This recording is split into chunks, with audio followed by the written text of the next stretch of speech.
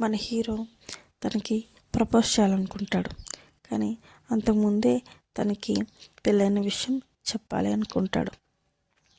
తనకి మెసేజ్ చేస్తాడు, నేను ఒక విషయం చెప్పాలి అని. తను రిప్లై ఇస్తుంది, నేనే నీకో విషయం చెప్పాలి అని. మా ఆఫీస్లో మనం అప్లై చేసిన జాబ్ మీకు వచ్చింది.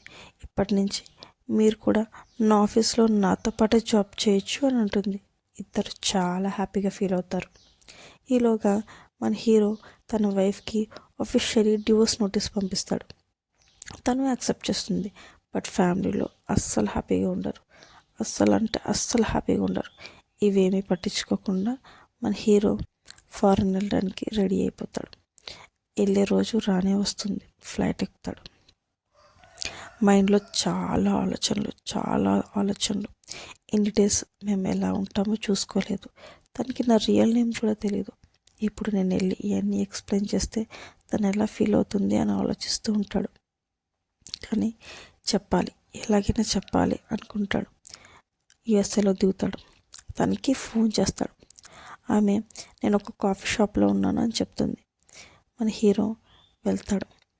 ఒక చైర్లో అటువైపు తిరిగి హీరోయిన్ కూర్చొని ఉంటుంది. వెళ్ళి భుజం మీద చేసి చూస్తాడు. తను వెనక్కి తిరిగి చూస్తుంది. షాక్. ఎన్ని డేస్ మాట్లాడుకుంది తన వైఫ్తోనే, తన హస్బెండ్తోనే అని తెలుసుకుంటారు. ఇద్దరు షాక్లో ఉండి ఇద్దరు కళ్ళల్లో చూసుకుంటూ ఉంటారు. కన్నీరు రాగవు. ఏడుస్తూనే ఉంటారు.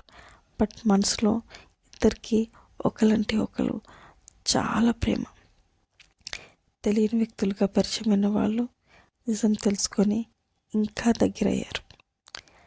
కథ సుఖాంతం. శుభం.